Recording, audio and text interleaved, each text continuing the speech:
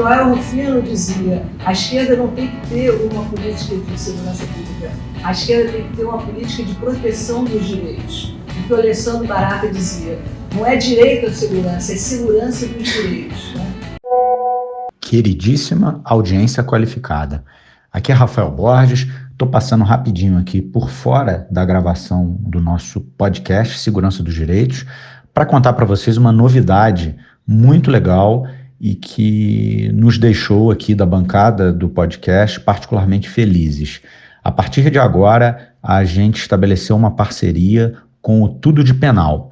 Para quem ainda não sabe, Tudo de Penal é um projeto idealizado pelo professor Caio Paiva, que traz algumas ferramentas absolutamente essenciais para quem se dedica ao estudo das ciências criminais e também para aquelas pessoas que trabalham com o sistema de justiça criminal, seja como advogado, como, enfim, juízes, como promotores, como operadores do direito de uma forma geral.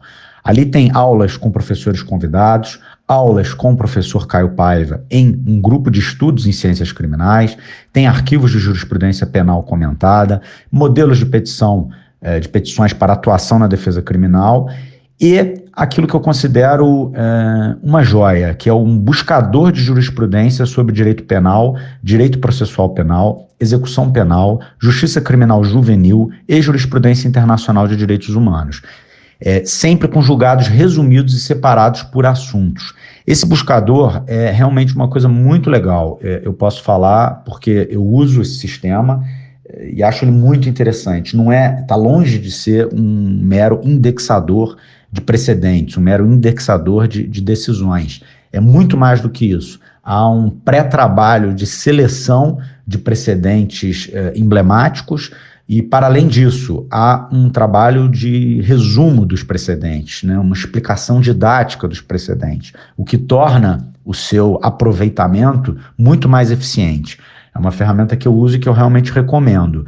Eu convido toda a nossa audiência qualificada para conhecer mais informações pelo site www.tudodepenal.com e também acompanhar o Tudo de Penal no Instagram.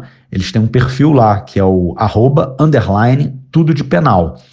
E agora, pessoal, o recadinho especial aqui para a nossa audiência. Os ouvintes do podcast que tiverem interesse na assinatura, tem um desconto exclusivo de 30% na assinatura anual, que dessa forma sofre uma redução de R$300, que é o valor original dela, e ela passa a ser R$210. Isso é assinatura anual. Né? Para acessar esse desconto, basta vocês usarem o cupom SEG30, beleza? E a partir de hoje, eu também vou ter sempre aqui a companhia luxuosíssima do querido Caio Paiva no nosso programa. Ao final do programa, depois lá que a bancada se despedir, o Caio vai entrar fazendo em áudio um comentário sobre um precedente judicial específico que ele coletou, trabalhou e achou importante transmitir para a nossa audiência qualificada. Então, a partir de hoje, a gente vai sempre ter um chorinho lá no final do nosso episódio, lá no final do nosso podcast. Depois de nos ouvir, vocês vão sempre ter alguns minutinhos ali com o professor e querido companheiro Caio Paiva, que vai explicar algum precedente relevante para a nossa audiência qualificada. Cada semana, uma decisão diferente, sobre um tema diferente, sobre uma questão diferente. Então, vai ser muito legal, tá? Estamos aí, então, começando esse ano de 2021 com este novo formato. Um grande abraço, pessoal. Olá, pessoal. Bem-vindos ao 79º episódio do podcast Segurança dos Direitos, o seu podcast semanal sobre a questão criminal. Estamos aqui hoje, mais uma vez, nesse aprazível ambiente virtual, hoje conectando 3 cidades diferentes do Brasil. Eu vos falo da aprazibilíssima cidade serrana de Nova Friburgo, Juni Celino dos Santos, que vai dizer um oi para a audiência, que está falando diretamente da cidade maravilhosa do Rio de Janeiro. Diga oi, Juni. Olá para a nossa audiência. Rafael, é sempre bom ter você de volta, porque toda vez que eu tenho que conduzir essa introdução do podcast, eu esqueço de falar do aprazível ambiente virtual. Peço desculpas à nossa audiência qualificada pelo vacilo. Tá certo. E hoje estamos aqui com uma convidada muitíssimo especial que fala conosco diretamente do Belém do Pará. Isso é motivo de muito orgulho para nós. Estamos aqui com a professora e promotora de justiça Ana Cláudia Pinho, que foi indicada, reindicada, recomendada, enfim, várias vezes pela nossa audiência qualificada, e de maneira que a sua presença aqui é motivo de muita satisfação, né? A Ana Cláudia tem uma pesquisa maravilhosa sobre garantismo penal, já publicou 2 livros sobre o tema, Para Além do Garantismo, Precisamos Falar do Garantismo, tem vários outros escritos, artigos, enfim, leciona, é uma pessoa, sem dúvida nenhuma, uma referência brasileira para tratar nesse assunto. E é um assunto que o podcast ainda não enfrentou, né? Apesar de já estarmos aí no episódio número 80, a gente ainda não dedicou um episódio inteiro para falar de garantismo, né? É um tema tão importante, tão caro à nossa militância. Eu não tenho dúvida de que o episódio de hoje será muito especial. Só para lembrar aos nossos ouvintes que nós estamos em praticamente todas as plataformas de áudio, estamos no Twitter, lá naquele perfil @seguedireitos, e temos o e-mail também, seguranca2direitos@gmail.com, de maneira que não faltam ferramentas e canais para que a nossa audiência qualificada entre em contato conosco. A gente adora falar com vocês, como vocês bem sabem. Eu não vou gastar mais nenhum minuto do ouvinte com a minha própria isolada voz para dar início imediato a este 79º episódio do podcast Segurança dos Direitos, o seu podcast semanal sobre a questão criminal, que hoje vem no formato de um bate-papo com a professora e promotora de justiça Ana Cláudia Pinho. Vamos falar sobre garantismo penal. Bom, Ana Cláudia, eu queria então, antes de mais nada, agradecer muito a tua presença aqui no dia de hoje, né? Como eu falei na introdução, é uma presença muito aguardada, né? Foi muito recomendada, muito indicada pela audiência, que nos ouve atentamente. E para nós é uma satisfação ter você aqui, é uma satisfação abrir os microfones desse podcast para falar sobre um tema tão absolutamente fundamental como é o garantismo. E eu estou muito animado de falar sobre isso, muito particularmente em função da conjuntura, né? Eu acho que a conjuntura pede que a gente debata o garantismo, né? A conjuntura brasileira, nesse momento, demanda um debate aprofundado a partir de marcos teóricos corretos e bem posicionados sobre esse tema. Bom, eu queria que você dissesse um oi para a galera, se apresentasse, para daí a gente poder começar então a nossa conversa. Oi, Rafael, Juni, antes de mais nada, muitíssimo obrigada por esse convite tão carinhoso, é uma honra, um prazer imenso estar aqui com vocês no podcast da Segurança dos Direitos, com a audiência qualificada. Um oi para todo mundo que está ouvindo a gente. Bem, como você falou, eu sou professora e promotora de justiça, muito embora não seja tão simples assim, sobretudo para alguém que é garantista, ser promotora e professora, as duas coisas ao mesmo tempo, mas a gente vai conversar sobre isso no decorrer do nosso bate-papo. Então, eu sou doutora em Direito pela Universidade Federal do Pará, onde eu também sou professora adjunto de Direito Penal da UFPA. Eu ministro aulas tanto na graduação como no mestrado e no doutorado, tenho um projeto de pesquisa e sou promotora de justiça criminal no Ministério Público do Estado do Pará há exatos 28 anos, né? Então, como eu tenho 50 de idade, eu tenho mais tempo dentro do Ministério Público do que fora dele, né? Eu ingressei na carreira, eu tinha 22 anos, estou com 50, e é isso. E pesquiso garantismo pelo menos desde o ano de 2001, esse ano completo 20 anos que eu estudo garantismo, e eu sei disso porque o meu Direito e Razão, ele é de 2001. Então, 20 anos estou completando esse ano. Que máximo. Então, estamos muito bem acompanhados, não tenho dúvida disso. Ana, eu queria começar um pouco essa conversa tratando um pouco enfim, eu quero que a audiência qualificada se aproxime do conceito a partir de uma crítica ao seu uso vulgar, né? A gente hoje se convencionou, tanto nos meios jornalísticos e às vezes também no meio jurídico, né, a chamar quase tudo que é pró-réu de garantismo, né? Qualquer juiz que toma uma decisão de liberdade é chamado de juiz garantista. O mainstream do jornalismo brasileiro, de uma forma geral, divide o Supremo Tribunal Federal entre ministros garantistas e ministros não garantistas. E o garantismo virou uma espécie de palavrão, virou uma palavra que está aí, parece que tem um uso coloquial e não... E usam a palavra sem qualquer apego ao seu conceito, né? E assim, o garantismo não é uma palavra de uso coloquial, é um conceito jurídico que tem uma história, que tem uma base filosófica, que tem uma construção teórica. E eu queria que você falasse um pouco para a gente sobre isso. Quer dizer, primeiro, o que é o garantismo, né?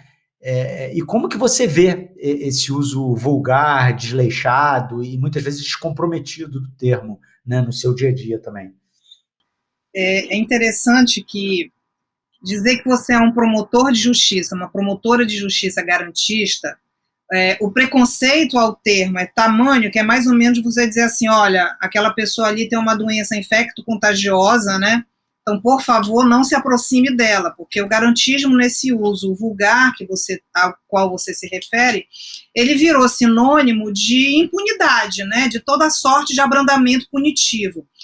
E o mais grave, Rafa e Juni, é que esse tipo de discurso, ele já chegou a ser, inclusive,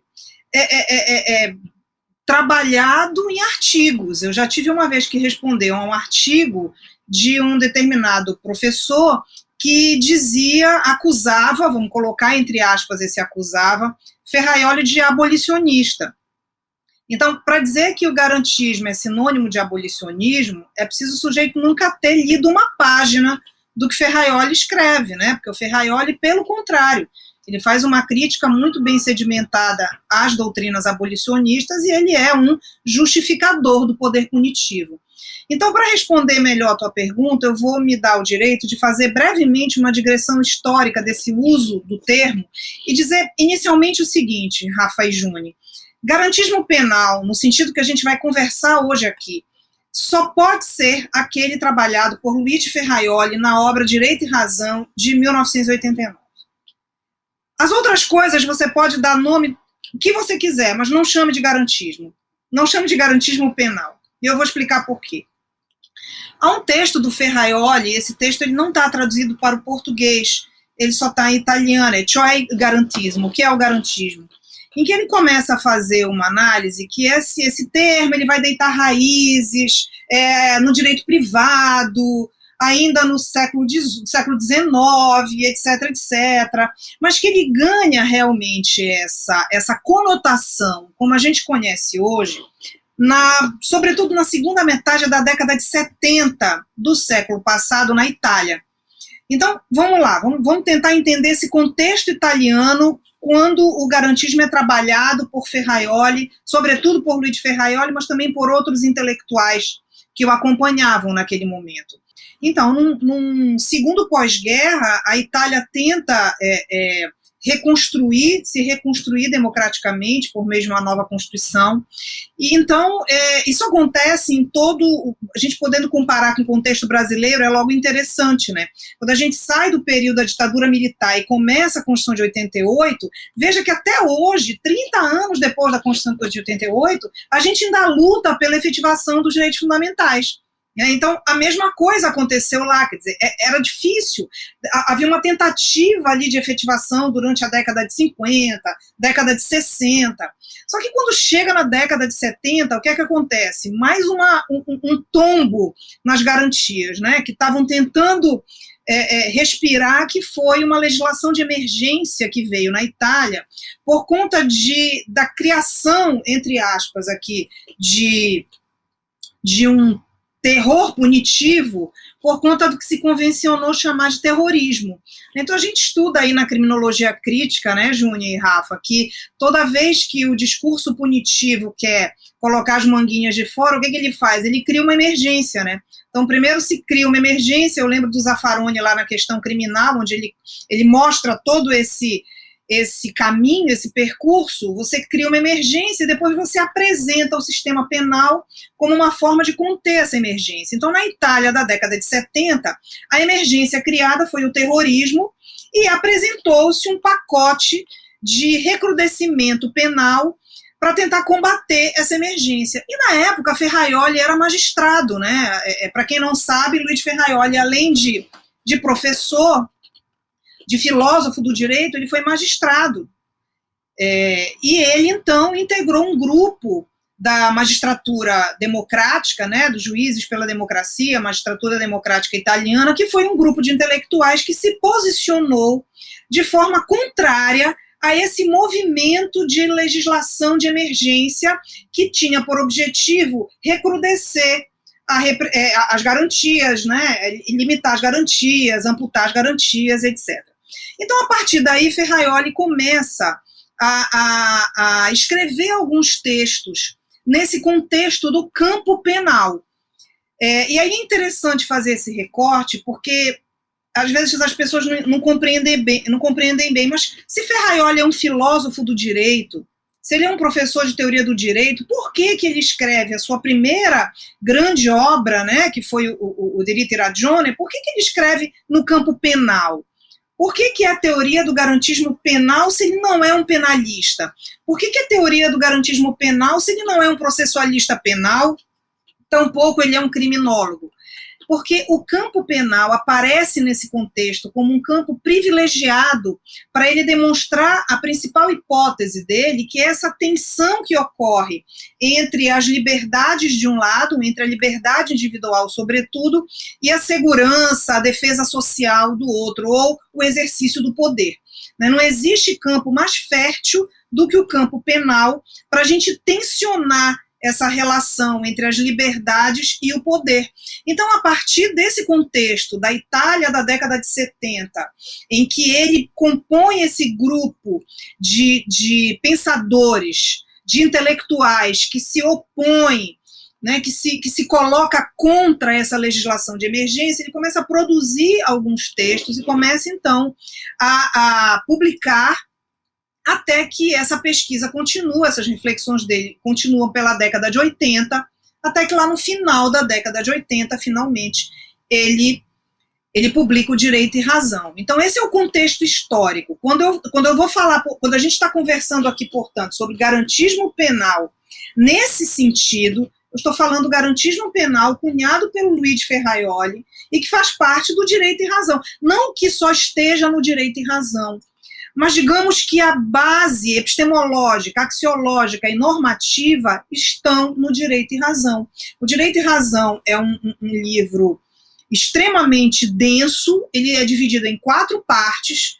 A primeira parte, o Ferraioli trabalha os fundamentos epistemológicos do garantismo. Na segunda parte, ele trabalha os fundamentos axiológicos do garantismo. Na terceira parte, ele trabalha os fundamentos normativos do garantismo. E na quarta e última parte, vejam que interessante, ele abre o que ele chama para uma teoria geral do garantismo. Aí ele vai dizer o seguinte, olha, até agora eu demonstrei uma perspectiva garantista no âmbito do direito e do processo penal. Mas agora eu estou anunciando que isso é possível de ser alargado. Eu estou anunciando que é possível falar de uma teoria geral do garantismo. E eu vou continuar falando disso daqui para frente. E realmente assim ele faz. Ele termina o Direito e Razão anunciando isso. A partir de então, ele já volta a pesquisa para essa noção mais alargada de garantismo, até que quando chega já no início dos 2000, ele vai publicar aí sim o seu capolavoro, né, o que é o Principia Iuris, uma teoria do direito e da democracia, que é uma obra mais densa que o Direito e Razão, que é uma obra composta de 3 volumes, bastante profundos, em que ele vai então ampliar essa noção que ele já vinha anunciando em alguns textos anteriores, onde ele vai falar de um garantismo social, de um garantismo civil, de um garantismo patrimonial e até mesmo de um garantismo internacional, que ele vem, inclusive, nessa época da pandemia, falando bastante, quando ele fala da necessidade de uma constituição da Terra, de um garantismo planetário. de um constitucionalismo planetário, etc. Então, eu diria que esse uso vulgar a que vocês se referem, a que o Rafa se referiu no início, ele tem, eu talvez identificaria aqui no Brasil dois problemas. Por que eu costumo dizer que o garantismo foi o convidado que aqui entrou pela porta dos fundos? E por que eu digo isso? Primeiro, nós temos uma tradição autoritária de sistema de justiça criminal. Ok? Então, numa tradição autoritária, dificilmente uma teoria que propõe limite ao poder, que é isso que, ao fim e ao cabo, o garantismo propõe, uma limitação ao poder punitivo, ela seria bem recebida. Esse é o ponto número 1. Ponto número 2. Quando o garantismo chega no Brasil, ele fica encastelado nos bons programas de pós-graduação. Tanto que você percebe que tem uma discrepância entre o que se pesquisa na pós-graduação no Brasil e na graduação. Dificilmente um curso de graduação em Direito trabalha Ferraioli.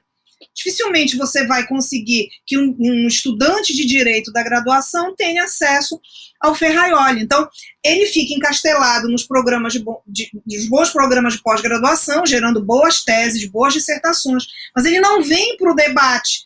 E aí, qual é a tendência da sânia punitivista, da galera do punitivismo? Desqualifica a teoria. Eu vou desqualificar porque, obviamente, é uma teoria que não é nem um pouco bem-vinda num sistema autoritário de justiça criminal. Eu acho interessante que você já tenha tocado nesse ponto, porque uma das dúvidas que eu tenho, e eu acho que talvez seja uma dúvida um pouco dividida em duas partes, mas a primeira delas é que, claro, o garantismo, como toda teoria jurídica robusta, ela tem, enfim, uma origem muito específica, em um contexto muito específico, historicamente determinado. Então, é sempre bom a gente pensar, e esse é um debate que a gente tem visto cada vez mais frequentemente, contemporaneamente, no direito, mas é sempre bom a gente pensar, digamos, as possibilidades de recepcionar essas teorias no ordenamento jurídico brasileiro. Então, gosto que você já começou a falar disso, porque eu queria te ouvir um pouco mais falando sobre isso, sobre as possibilidades de você utilizar o garantismo no Brasil, no ordenamento jurídico brasileiro. Mas o segundo aspecto da minha pergunta tem um pouco a ver com isso, no sentido de que me parece que essa utilização vulgar do termo garantismo é uma utilização que é um pouco dúbia, certo? Quando as pessoas vulgarizam o garantismo, ninguém sabe exatamente a que ele serve. Então, por um lado, sim, se usa um sinônimo de garantismo, aliás, se usa a ideia de garantismo como um sinônimo de impunidade, como você falou, de abrandamento do poder punitivo, como se fosse uma coisa, enfim, negativa. Mas, por outro lado, as pessoas também usam garantismo como uma forma de proteção dos direitos, de direitos sociais, de direitos das vítimas, em detrimento das garantias dos acusados. Então, eu acho que existe talvez um dinamismo aí nessa vulgarização da ideia de garantismo.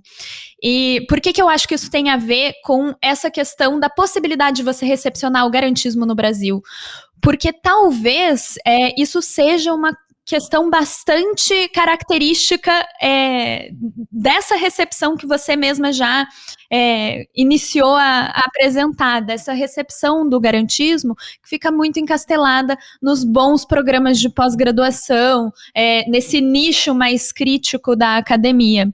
Eu não sei se tem a ver com isso, mas eu queria que você falasse um pouco melhor sobre isso, assim, sobre as possibilidades de recepção e se isso tem a ver, ao fim e ao cabo, com essa vulgarização do sentido do garantismo. Vamos lá, perfeito.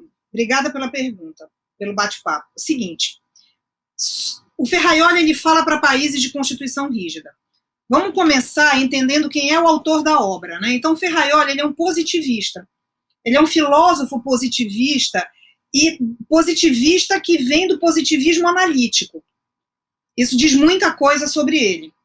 né? Então, por exemplo, só um parêntese aqui, quando eu fiz a minha dissertação de mestrado, eu fiz com base no garantismo, né? E quando a gente ainda está no mestrado, a gente tem uma certa imaturidade acadêmica mesmo, né? Então a gente não vê certas coisas, a gente acha que aquele autor pelo qual a gente se apaixonou, pode ser qualquer um, no meu caso foi o Ferraioli, não vou negar. Eu disse, meu Deus, esse homem diz tudo que eu queria, tá tudo aqui nesse livro e tal. E depois, se a gente tiver tempo, eu conto essa pequena historinha de como eu conheci o Direito e Razão, mas enfim. E aí a gente não vê defeito. Quando eu parti para o doutorado, eu disse, bom, agora o meu objetivo vai ser dialogar criticamente com o garantismo. Porque como toda teoria densa, como toda teoria sofisticada, obviamente ela é passível de crítica. Você pode perfeitamente entabular um diálogo crítico com um autor como Norberto Bobbio, um autor como Hans Kelsen, um autor como Ronald Dworkin, né? Você perfeitamente pode. E o Ferraioli, sem sombra de dúvida, ele se enquadra nesse mesmo patamar de importância na teoria do direito que esses outros autores que eu mencionei aqui. Então, o que eu fiz no doutorado? Eu fiz uma pesquisa muito pontual. Eu identifiquei um problema, desde o meu ponto de vista, na proposta que o Ferraioli dá para a discricionariedade judicial. Por quê? Porque como ele é positivista, ele acredita na precisão semântica. Ele está preocupado com a discricionariedade do juiz, mas a proposta que ele oferece para resolver é por meio de uma teoria do significado, é por meio de uma espécie de teoria da linguagem. E eu tentei, na minha pesquisa de doutorado, dar uma outra dimensão para isso e dizer, olha, eu acho que aqui é um limite do garantismo, exatamente por essa origem positivista dele, e talvez a melhor saída seja a hermenêutica. E aí eu dei uma outra proposta. Então, é só para mostrar que o fato do garantismo, eu costumo dizer, a gente não quer fundar religião. O garantismo, ele obviamente merece críticas. Existem críticas muito bem fundadas. Então, por exemplo, na Europa, quando um autor publica uma obra como Direito e Razão, tem uma coisa muito bacana na academia lá, que é o discurso, o diálogo discursivo entre os professores. Então, logo que o Direito e Razão foi publicado, vários autores, inclusive alunos do Ferraioli, discípulos dele, passaram a conversar com ele em outras publicações. Então você tem uma produção muito fértil, tem muita publicação pela editorial Trota, traduzida para o espanhol, são muitos professores espanhóis e italianos que dialogam com Ferraioli. Então tem o Fundamento dos Direitos Fundamentais, discutindo com Luigi Ferraioli, estudos sobre o pensamento jurídico de Luigi Ferraioli, e por aí vai, são vários. Sobretudo críticas exatamente nesse ponto da teoria do direito, por ele ser um positivista. Então, a gente precisa entender de quem a gente está falando.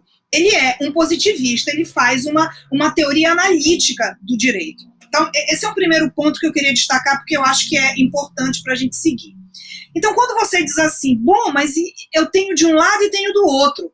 Eu tenho gente que ataca o garantismo por entender que ele é um sinônimo de impunidade, e tem uma outra galera aqui que usa indevidamente o garantismo, dizendo que ele é uma coisa que, na verdade, ele talvez não seja. Então, o que nós temos aqui, Rafa e Júnior, é uma grande disputa de sentidos sobre o garantismo.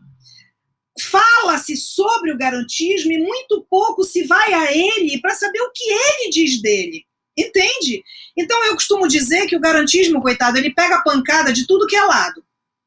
Ele pega a pancada dos conservadores que o têm como uma teoria quase marxista, o que está totalmente fora da realidade. E ele pega a pancada do setor mais progressista e mais radical da criminologia, né, da criminologia crítica, que o toma por uma teoria, que a toma por uma teoria conservadora. Né? Então, assim, eu tenho discussões, mas, obviamente, discutir com a galera da criminologia crítica é outro patamar, né? Bem mais interessante. Então, eu tenho discussões muito interessantes com os meus amigos criminólogos e dizendo assim, gente, a gente não pode brigar, né? A gente precisa se unir, porque já está difícil, né? Demais. Mas, enfim, é claro que, do ponto de vista epistemológico, existe uma diferença aqui marcante entre o garantismo e o abolicionismo e as correntes abolicionistas e da criminologia crítica, porque o garantismo vem do positivismo. Então, o que eu queria aqui tentar brevemente, porque quando eu começo a falar sobre isso, por favor, me interrompam, porque vocês já viram que eu falo muito, né? É tentar dizer dele próprio, né? Tentar dizer, olha, vamos deixar um pouquinho de lado essa disputa aqui de sentidos. Eu falei num artigo que eu escrevi outro dia que o garantismo é a genie do processo penal e do direito penal, porque todo mundo joga pedra, né? De tudo que é lado, joga pedra no garantismo. Então, dizer o garantismo dele mesmo, eu vou tentar traduzir com uma frase do próprio Ferraioli. O Ferraioli diz assim, o garantismo é, expressão em italiano ele usa, la legge del più debole, a lei do mais fraco, a lei do mais débil. E quem é esse mais débil? Então vamos lá, eu falei há pouco que o Ferraioli, ele formatou, depois do Direito e Razão, uma teoria geral do garantismo, onde ele divide 5 espécies de garantismo, ok? O garantismo penal ou liberal, que é o que ele trata em Direito e Razão, o garantismo civil, o garantismo patrimonial, o garantismo social e o garantismo internacional. 5, ok? Cada um deles vai operar desde lógicas diferentes. Eu estou falando de um autor analítico positivista. As lógicas são diferentes, ok? Bom, só que a legge del più debole serve para todos eles. Em todos eles, o garantismo vai ser a lei do mais fraco. Então, por exemplo, vamos pegar esse último que ele tem falado muito na pandemia, garantismo internacional. O que Ferraioli vem discutindo agora, desde o início da pandemia? Ele está discutindo o seguinte, olha, os estados soberanos, entre aspas, eles não estão dando conta. Existem pactos internacionais que falam de solidariedade, mas onde está essa solidariedade? Por que países ricos e países mais pobres, países que ainda nem começaram a vacinar, é preciso haver uma instituição de garantia a nível internacional que dê conta disso. Então, quem é o più debole? Quem é o mais frágil? É exatamente esse que precisa da solidariedade do outro, que é mais forte. Ao fim e ao cabo, Ferraioli quer substituir a lei do mais forte por algo que venha a ser o direito. O direito só vai fazer sentido para Ferraioli em qualquer espécie de garantismo se ele conseguir evitar a lei do mais forte. Se ele não conseguir evitar a lei do mais forte, esse direito não está fazendo sentido, não está legitimado. Então, no campo penal, quem é o più debole? No momento do crime, é a vítima. Então, se eu saio da minha casa e uma pessoa com uma arma de fogo aponta essa arma para mim, rouba qualquer coisa minha, meu celular, minha bolsa, seja lá o que for, nesse momento, a parte mais frágil é a vítima.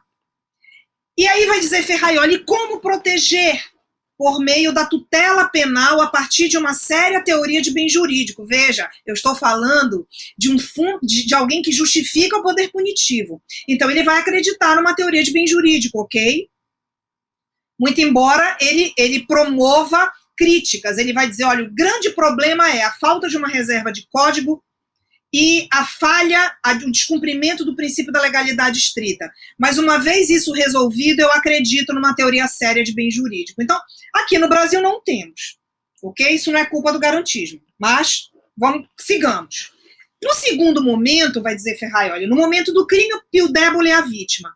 Mas no momento em que o Estado aparece, basta um flagrante, no momento em que a polícia, por exemplo, o flagrante, prende o sujeito que roubou e leva para a delegacia, nesse momento já inverteu. Nesse momento o più debole não é mais a vítima, já é o investigado. No momento do processo, o più debole é o acusado. E no momento da execução, o più debole é o condenado. E veja, isso é assim desde Beccaria. O Ferraioli, ele é um neo-iluminista. Ele começa o Direito e Razão dizendo que ele vai fazer uma releitura da Ilustração. Claro que ele faz críticas, ele não é como ele mesmo usa o termo, ele não é um iluminista iludido. Né? Ele vai fazer algumas críticas à Ilustração, mas a base dele é o iluminismo. Então, essa é a estrutura do garantismo. O garantismo, ele só vai fazer sentido do ponto de vista penal, eu estou falando agora de garantismo penal, onde ele desenvolve 10 axiomas, 6 de direito penal, 4 de processo penal, bem mesmo na tradição escolástica, na tradição analítica. Só vai fazer sentido se, e somente se, ele conseguir evitar a violência. Seja a violência vinda do crime, mas, sobretudo, e aí para mim está o ganho do garantismo, sobretudo, a violência vinda da reação ao crime. Ferrari não está muito preocupado, ou está preocupado só até a página 2 com a violência do crime, porque ele vai dizer que a história da humanidade é muito mais marcada pela violência das penas do que propriamente dos crimes. Então ele está preocupado com essa violência que vem a reboque.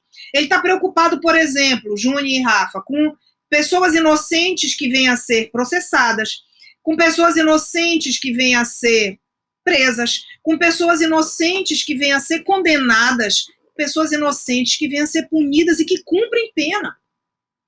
Ele vai dizer assim, olha, gente, há uma escolha política. O modelo de direito e de processo penal em qualquer país é uma escolha política.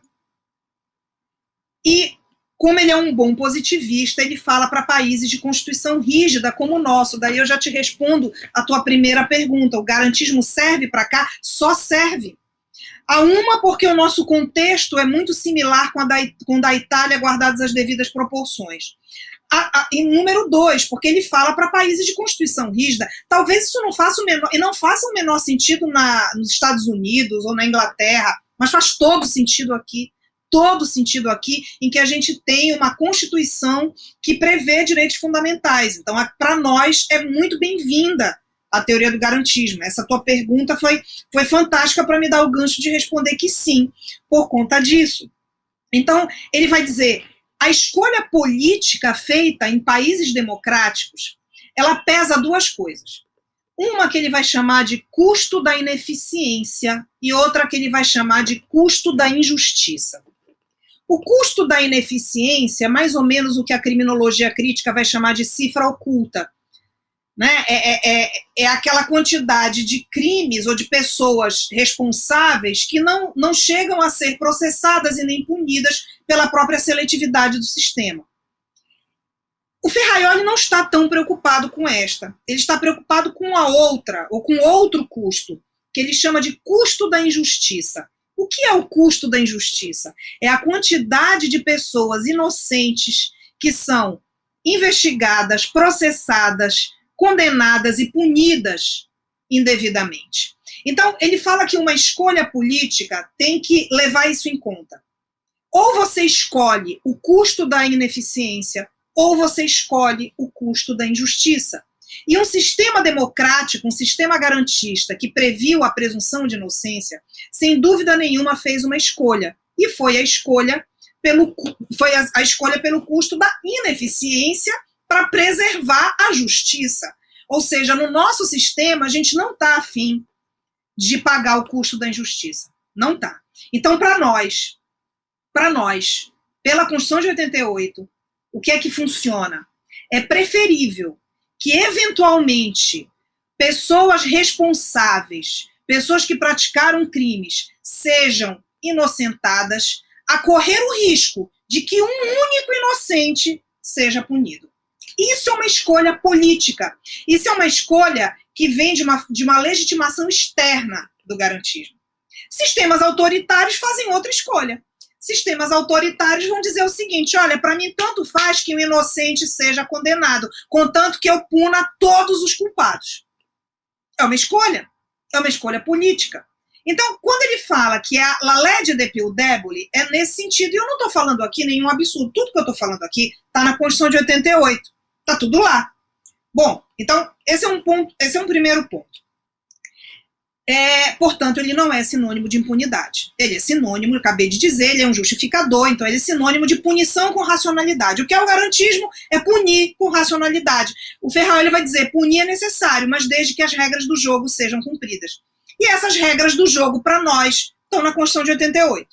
Ponto número 1.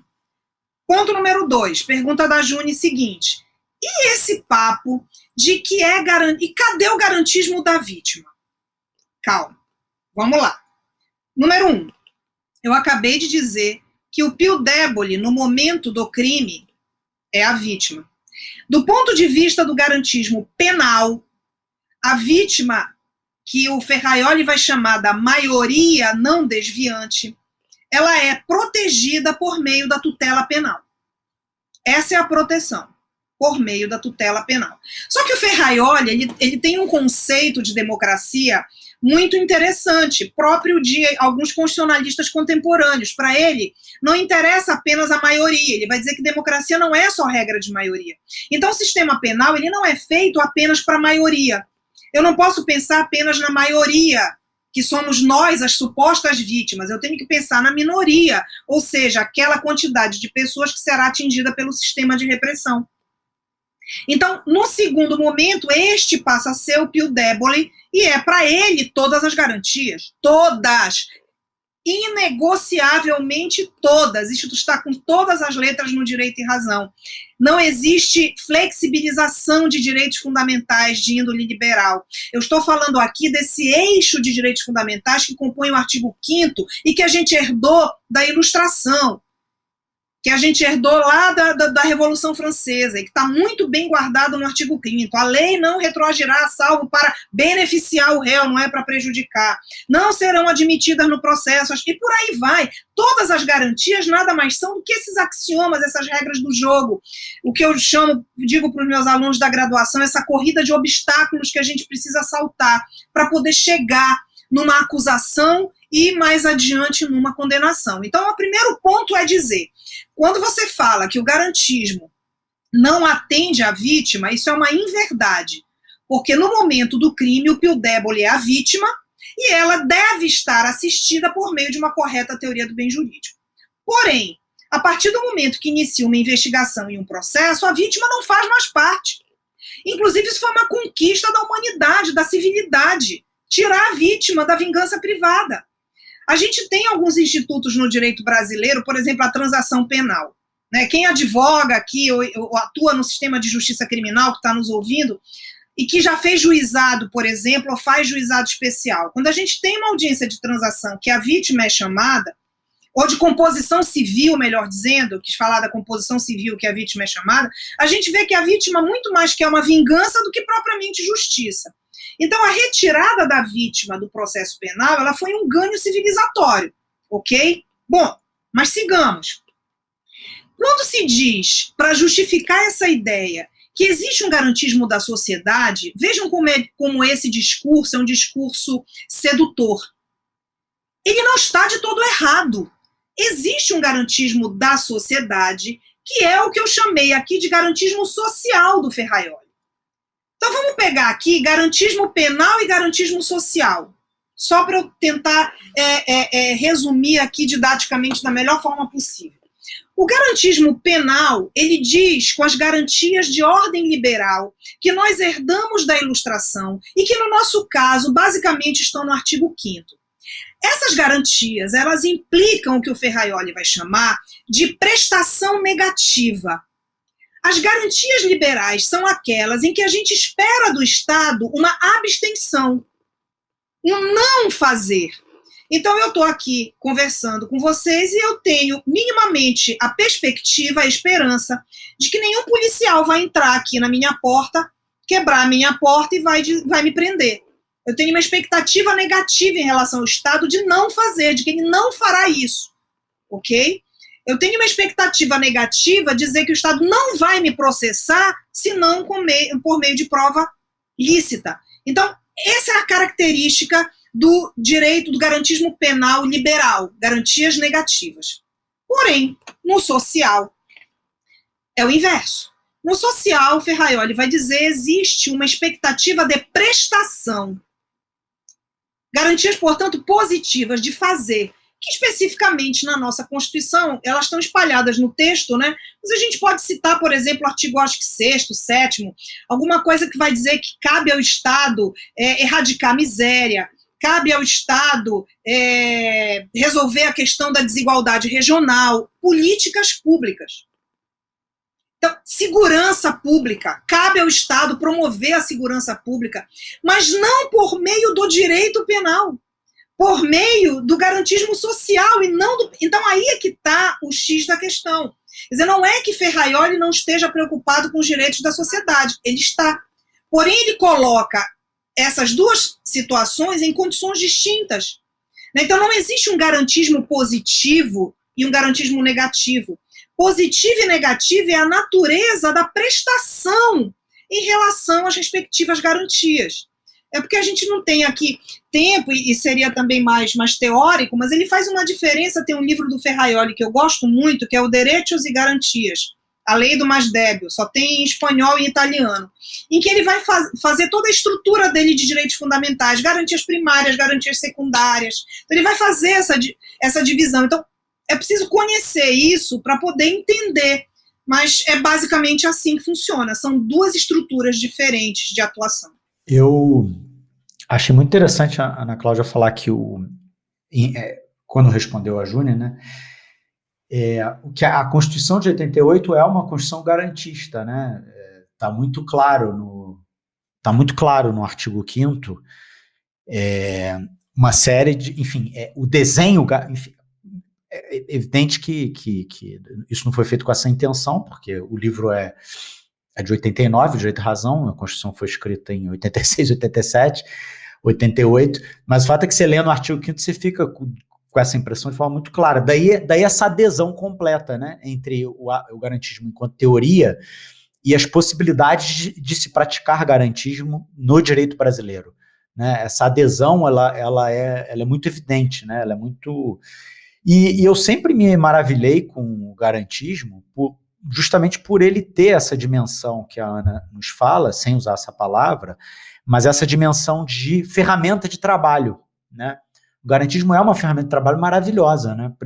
Principalmente para quem está no front, para quem está na trincheira de defesa do Estado Democrático de Direitos, de defesa de garantias, de defesa de réus. E isso serve para todo mundo, até para promotores de justiça, né? Que são promotores de justiça, né? Não são promotores de acusação necessariamente a todo momento. Então, assim, eu sempre achei o garantismo essa ferramenta de trabalho fantástica, que te dava argumentos e estruturas, enfim, ferramentas mesmo para avançar. E uma vez eu conversando com o professor Juarez Tavares sobre garantismo, acho que o Juarez foi um dos tradutores do primeiro Direito e Razão, não foi? Foi, né? Enfim, uma vez eu conversando com ele, ele falava que o garantismo, ele que para ser garantista no Brasil, bastava ser legalista, né? Bastava você respeitar a legalidade. O que o Juarez estava me falando do alto da genialidade dele, que eu só entendi agora, muitos anos depois dessa conversa, é a mesma coisa que a Ana falou, né? Quer dizer, essa adesão do garantismo, né, teórico à legislação brasileira, ela é tão evidente, ela é tão clara, que é isso, para ser garantista basta respeitar a lei brasileira, né? A lei penal, a lei processual penal e, sobretudo, a Constituição, e, sobretudo, o artigo 5º, né? Isso que me deixa encantado com esse tema.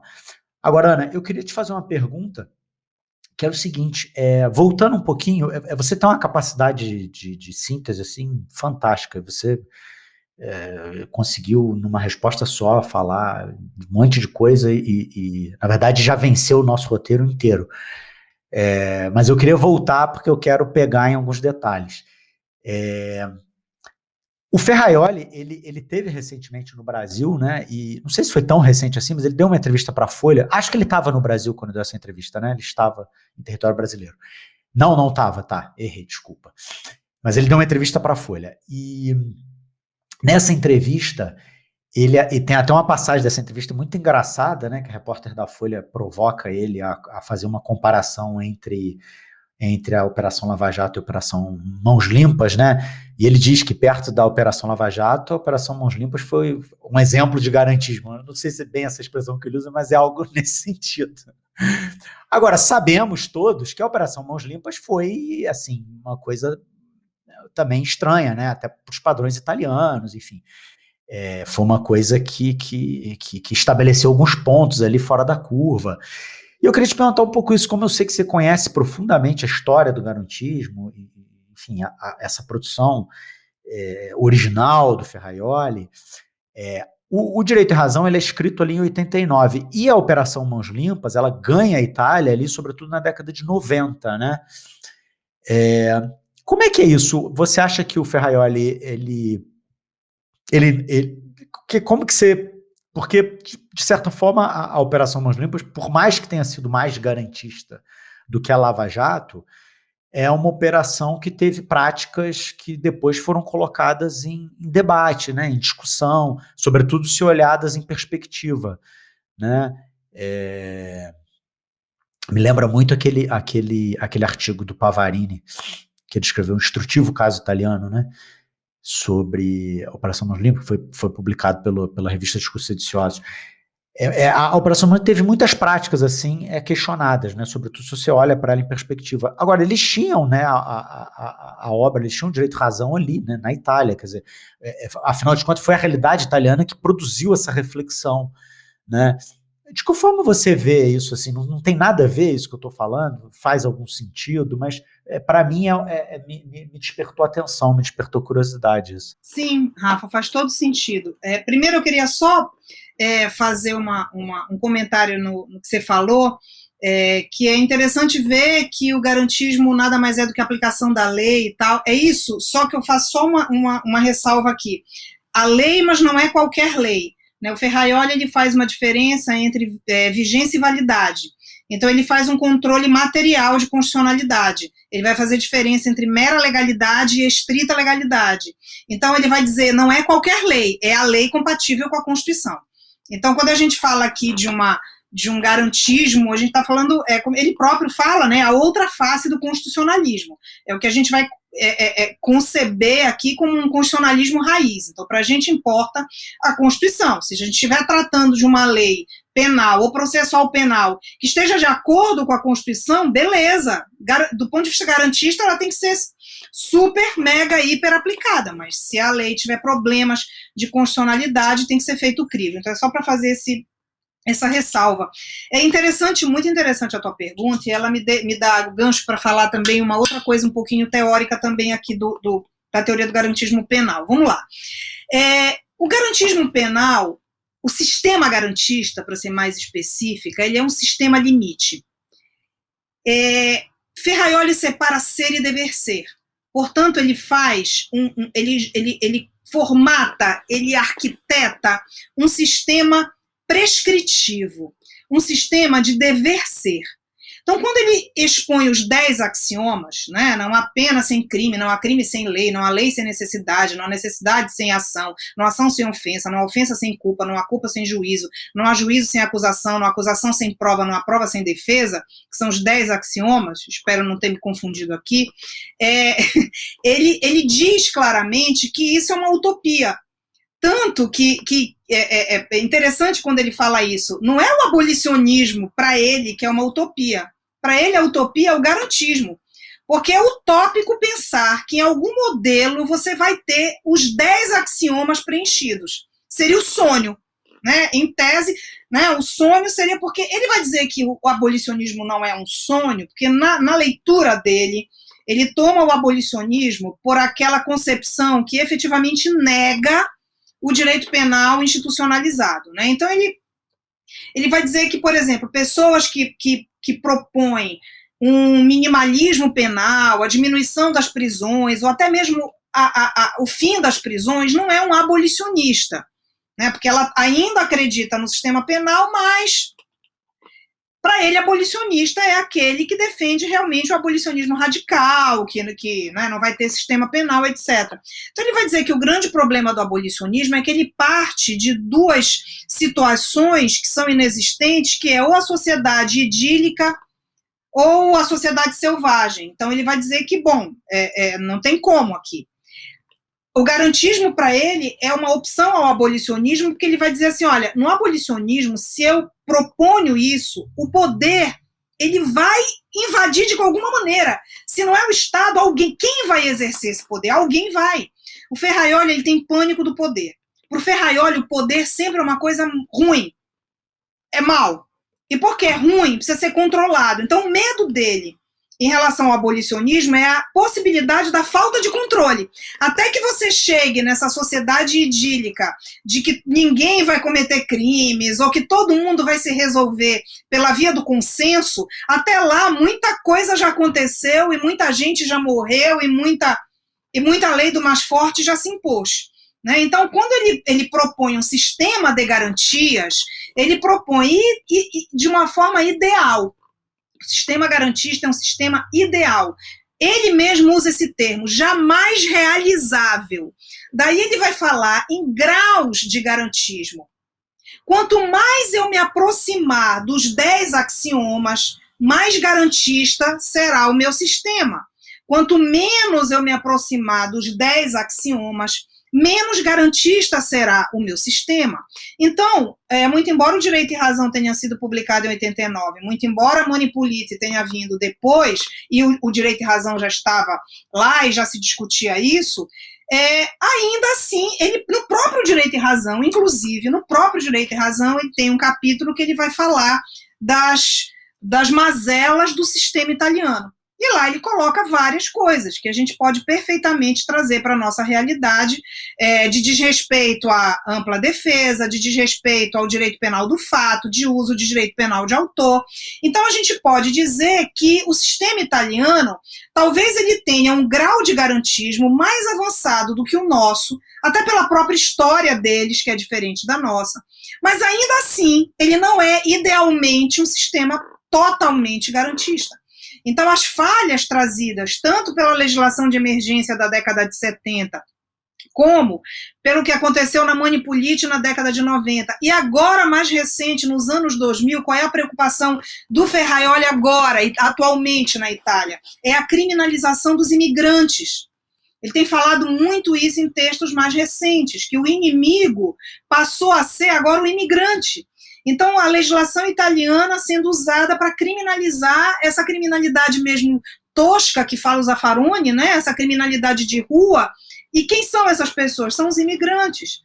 Nesse texto que eu comentei no início da nossa conversa hoje, que depois eu posso até disponibilizar para quem tiver interesse, Cioè il Garantismo, ele fala claramente disso, ele não é ingênuo, ele tem clara noção da injustiça do sistema de justiça criminal italiano, vamos dizer assim. Mas, tentando responder a tua pergunta, eu ainda acho que lá, até pela resposta dele na Folha, nós talvez tenhamos um ponto a mais de garantismo do que no Brasil. Entendi. É isso. Exatamente. Me esclareceu muito bem, Ana. Eu tinha isso em conta de uma intriga mesmo, assim, interna minha, mas ficou bastante claro. E eu queria, Ana, perguntar um pouco para você. Você também já entrou nesse tema, mas eu queria aprofundar um pouquinho mais. Quando você falou da própria posição da vítima, né, no processo penal brasileiro, né? Enfim, em que medida é um avanço civilizatório você retirar a vítima do contexto do processo, né? Agora, eu tenho também para mim, Ana, que essa retirada da vítima, ela se de certa forma trouxe civilidade ao processo, né, na perspectiva em que ela neutraliza aquele sentimento de vingança, ou ela pelo menos não deixa que o processo seja usado na perspectiva de vingança pura. Eu tenho a impressão também que ela deu uma desequilibrada na coisa das armas mesmo, né, porque isso trouxe ali aquela figura do Ministério Público, né, que ao mesmo tempo em que fala em nome da vítima, fala em nome do Estado, né? Ele fala em nome do Estado, o acusador é público, antes de qualquer coisa, mas ele está ali tutelando um bem jurídico de uma vítima, né? Enfim, por mais que ele esteja ali promovendo uma ação penal pública, a ação penal é pública, mas o direito ferido enfim, grande parte das vezes é um direito privado, é um bem jurídico de uma pessoa específica, enfim, ou de uma coletividade, tudo mais. Só que, de fato, a vítima foi alijada, né? Quase que, eu acho até que de maneira intensa demais no processo penal. Eu acho que pesaram um pouco a mão, né, nesse alijamento, né? A coisa podia ter sido um pouco mais branda, a vítima podia ter um pouco mais de participação. Não acho que é através de composição civil, não acho que enfim, eu acho que eu acho que a realidade jurídica brasileira tem muita condição e muita criatividade para pensar em formas de trazer a vítima para o processo com dignidade, né? Uma delas até eu acho que é ter, eventualmente, defensores públicos representando vítimas em processo, enfim. Eu acho que tem milhares de formas de fazer isso. Mas o fato é o seguinte, Ana, o fato é que essa estrutura do processo penal, que alijou a vítima, que na minha avaliação talvez tenha hiperempoderado demais a figura do acusador público, ela trouxe, principalmente o Ministério Público brasileiro, para uma linha quase que permanente de choque com o garantismo, né? Aí, me perdoe mesmo se eu estou sendo genérico, né? Se eu estou generalizando. É claro que existem exceções super honrosas, né, a essa regra, mas na prática advocatícia, na prática de quem opera o sistema penal, a gente vê o Ministério Público, muitas das vezes, passando por cima da hermenêutica mais simples e mais legalista possível para fazer valer o direito de punir com maior intensidade, para fazer valer, enfim, piorar uma questão lá relativa à restrição de liberdade e por aí vai. Então eu queria ouvir um pouco de você sobre essa relação do Ministério Público com o garantismo, né? Como é que fica isso? Você é uma promotora de muito tempo, né? Como você falou aqui no início do programa, quase 3 décadas. Como que você vê o Ministério Público brasileiro se relacionando com esse cumprimento estrito da lei e da Constituição, essa coisa, a perspectiva garantista? Eu queria ouvir um pouco isso de você. Eu até brinquei com você no episódio, né? Esse já é o episódio, eu brinquei com você no bastidor, esse já é o episódio número 80, quase o episódio número 80, e entretanto você, salvo engano meu, é apenas a terceira promotora, né, que a gente traz aqui, né? Tamanha dificuldade de encontrar interlocutores no Ministério Público com a sua postura crítica, né? A sua postura garantista, né? Então, queria ouvir um pouco isso. Obrigada, Rafa. Sem dúvida. Veja só, agora eu falava que o sistema de justiça criminal, ele é autoritário. Tá bom? A gente pode fazer vários recortes e a gente vai chegar à mesma conclusão. Basta a gente fazer um recorte bem simples aqui, grosso modo, da legislação penal e processual penal brasileira.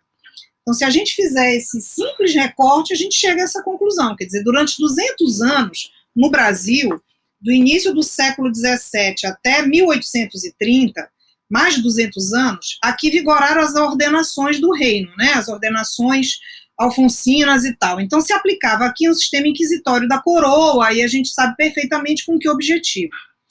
Em 1830, a gente tem o nosso primeiro Código Criminal, né, que é o Código Criminal do Império, que veio acompanhado do Código de Processo Criminal de 32.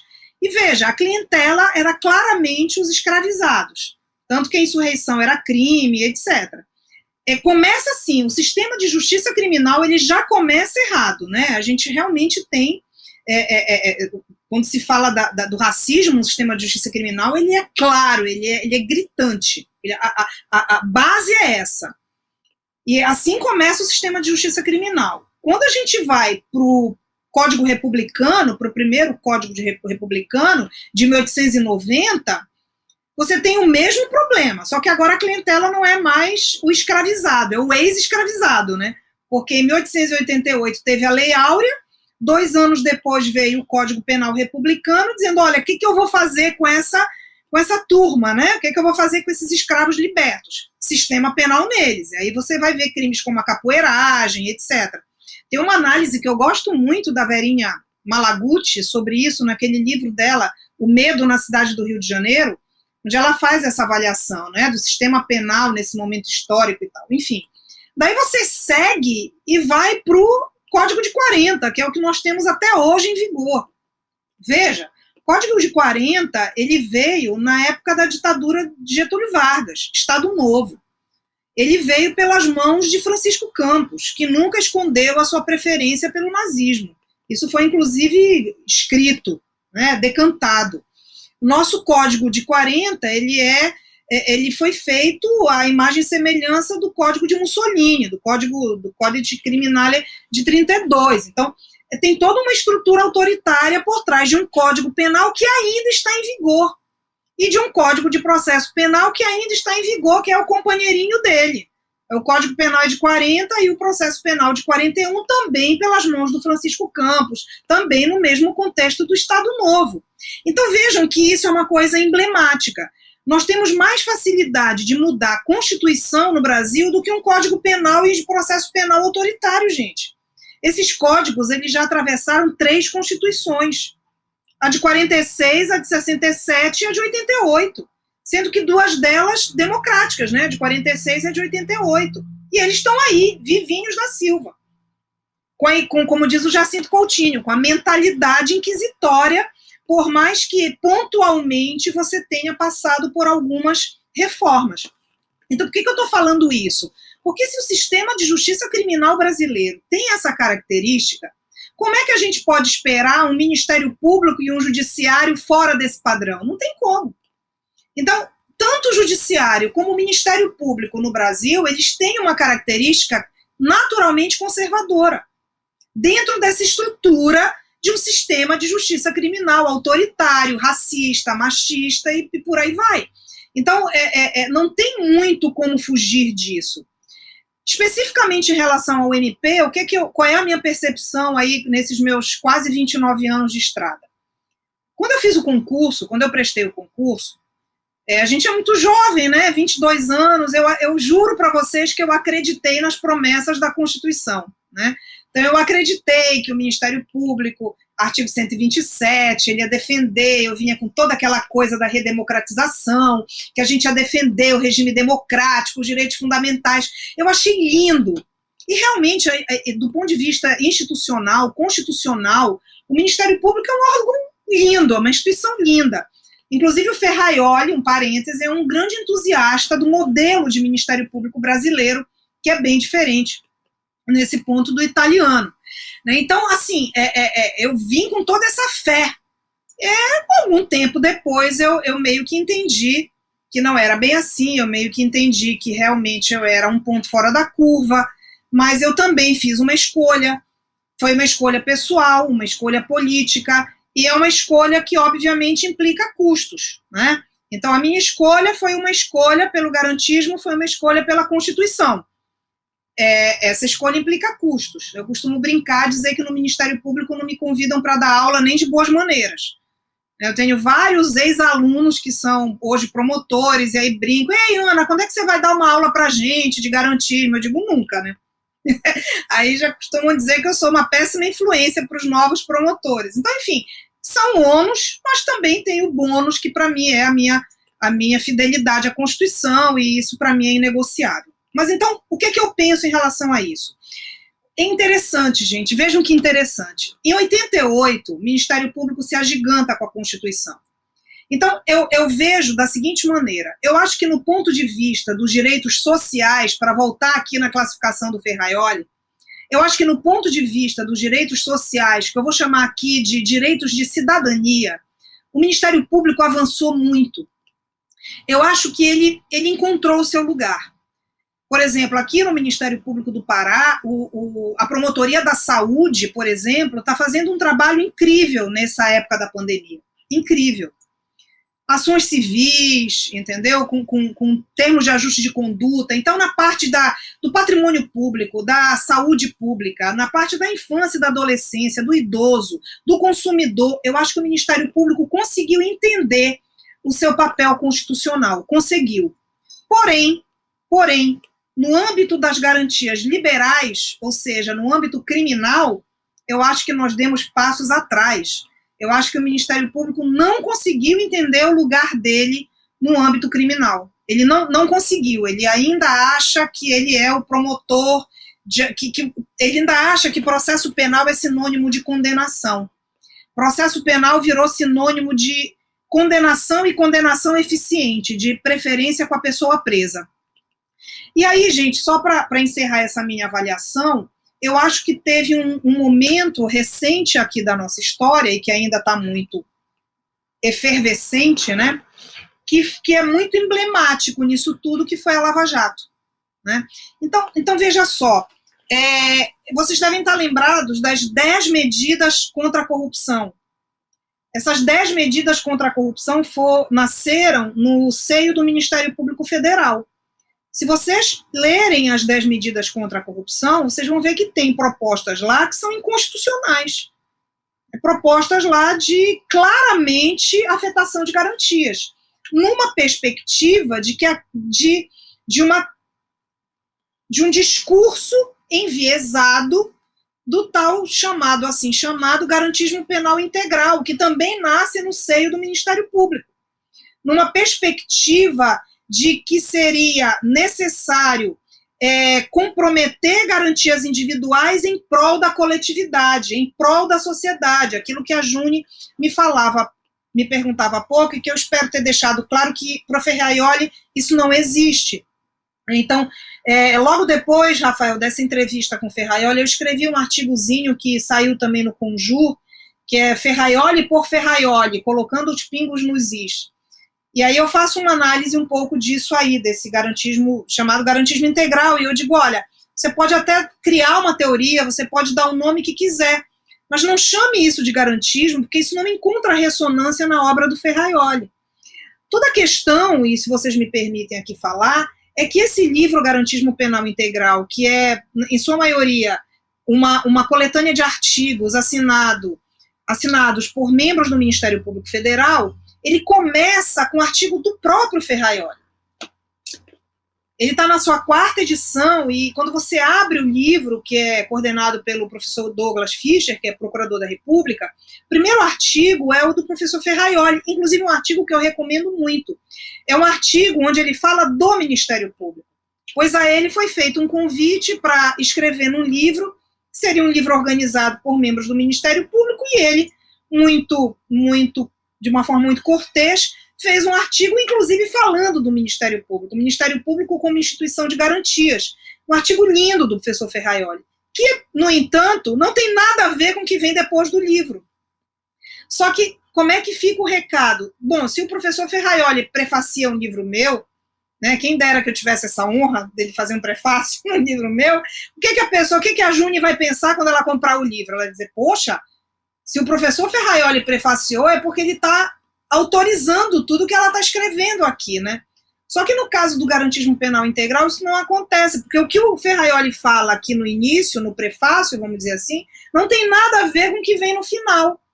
Então foi usado, no meu ponto de vista, de uma forma um pouco indevida essa colocação desse texto aí fora do contexto do livro, né? Então, me parece que desde essa perspectiva, Rafael, você tem razão quando você diz, e você não está generalizando, que nós somos poucos.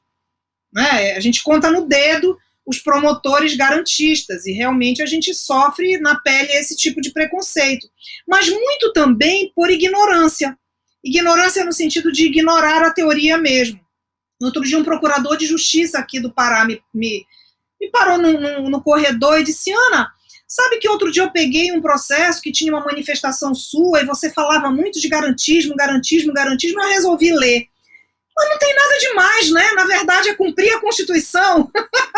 Eu disse, pois é, para você ver, é cumprir a Constituição. Então, existe um preconceito, um prejuízo, um juízo prévio, sem que sequer se tenha lido do que se trata, né? Você se emprenhou pelo ouvido, pela orelha, literalmente, e não tem muito essa noção. E aí surge, obviamente, esse preconceito contra os promotores garantistas, que são poucos. E veja, só para encerrar mesmo essa parte, não tem nada de herético nessa postura. Ainda há pouco o Rafael dizia que o garantismo ele é um instrumento de trabalho. Eu estou de acordo, viu, Rafael e Júnior? Eu estou de acordo. Eu acho que você tem no Ferraioli uma coisa fantástica que você não tem em nenhuma outra teoria dessa densidade. Você tem uma proposta epistemológica, tanto para o direito, como para o processo penal, como para a execução penal. Tá aí o Saulo de Carvalho, que trabalhou execução penal na tese de doutorado dele com base no garantismo, né? Que, aliás, é uma obra fantástica, esse texto do Salino. Então, assim, é isso mesmo, ele é um instrumento de trabalho. Então, como é que eu faço no gabinete? A gente que escreve, que pesquisa, que é professor, que dá aula, que dá a cara a tapa, né? Então ia ser muito feio para mim se eu tivesse aqui nesse podcast há 1 hora com vocês e com essa audiência qualificada falando tudo que eu estou falando, aí daí vocês, deixa eu ver o que essa pessoa faz aqui no gabinete dela, deixa eu entrar aqui nos processos dela. Aí quando vocês entrassem lá, um monte de loucura minha, pedindo prisão de Deus e o mundo, né, e tal. Então, assim, a gente tem que ser coerente. Então eu sempre falo para os meus estagiários o seguinte, gente, é o seguinte, aqui, quando chega um inquérito policial, essa pessoa que está aqui, ela é inocente. Mas ela não é inocente porque eu quero, porque eu acho bonitinho, porque eu gosto. Ela é inocente porque a Constituição está dizendo que ela é inocente. O fato de ter um nome escrito numa capa de inquérito não quer dizer nada. Quer dizer apenas que nós vamos investigar. Então, existem regras do jogo. As regras do jogo estão aqui nesse livrinho chamado Constituição. Então, tem que ler isso aqui. Então, a gente só vai denunciar essa pessoa, a gente só vai começar um processo se isso aqui tudo for preenchido. Tudo bem, tá? Mas, Ana Cláudia, eu estou com uma dúvida. Tá com dúvida? Então, vamos pedir uma diligência, vamos perguntar para a polícia, vamos pedir para esclarecer. Tá bom, vamos pedir para esclarecer. Voltou. Mas aí eu continuo com a dúvida. Bom, se você continua com a dúvida e não quer que a gente vai fazer...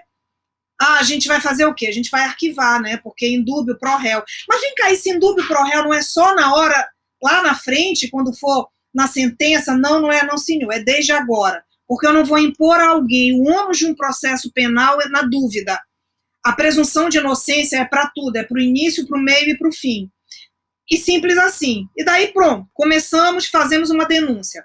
Essa pessoa, ela está denunciada, mas não significa que ela é a culpada. Significa que nós tivemos um estándar probatório que nós pulamos para oferecer uma denúncia, mas vamos esperar. Porque pode ser que no meio do processo a testemunha morreu, a vítima não veio, a perícia não foi concluída, o réu apresentou um álibi. Tudo pode acontecer. Então, o objetivo do processo penal, eu digo para eles, é um jogo limpo. E quando eu começo a jogar com esse que é o réu, eu vou chegar com ele e vou dizer, olha, eu estou lhe denunciando, você está sendo acusado, você vai ter direito à sua defesa, você vai ter direito a ver todas as provas, e tudo você vai fazer pela sua defesa. E no final a gente vai ver, é jogo limpo, é jogar limpo. Qual é a graça que tem eu punir alguém, eu condenar alguém com base numa prova ilícita ou num processo que foi presidido por um juiz parcial? Para chegar no final, depois de todo um trabalho, e essa decisão, ela vai ser revista pelo STF, diz, olha, está tudo errado, faz de novo. Veja, entende o que eu quero dizer? Isso é ruim para todo mundo. Isso é obviamente pior para esse réu, mas eu não estou falando só dele, isso é ruim para a sociedade, é como eu digo para os meus alunos, eu digo, gente, nós, enquanto cidadãos, perdemos o direito, inclusive, de ver a justiça dizer se essa pessoa é culpada ou inocente. Nem isso nós tivemos direito, porque esse processo todo foi um jogo que não foi limpo. Então, o garantismo vamos punir? Ok, que seja. O objetivo do processo não é punir, o objetivo do processo é garantir. Se no final do processo chegamos a uma conclusão que nos leva a uma sentença condenatória, que assim seja. Porém, se no final desse jogo chegamos a uma conclusão que nos leva a uma absolvição, que também assim seja. Então, vejam, eu não acho que isso seja uma postura contrária ao que se espera do Ministério Público. Todo o oposto. Na verdade, eu acho que o Ministério Público só se legitima se assim ele o fizer. É porque aí é que eu digo que falta ele encontrar o lugar dele. Quando ele encontrar esse lugar da Constituição, minha gente, é um lugar de paz. Eu costumo dizer que se você está com a Constituição, você está em paz. E é isso.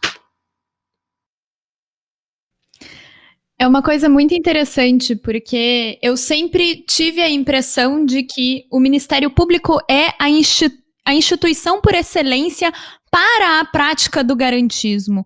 Talvez seja no Ministério Público o lugar onde a gente mais precisaria do garantismo, e não num sentido, né, para vulgarizar, digamos assim, a atuação do Ministério Público, muito pelo contrário, para promover uma boa atuação do Ministério Público, me parece.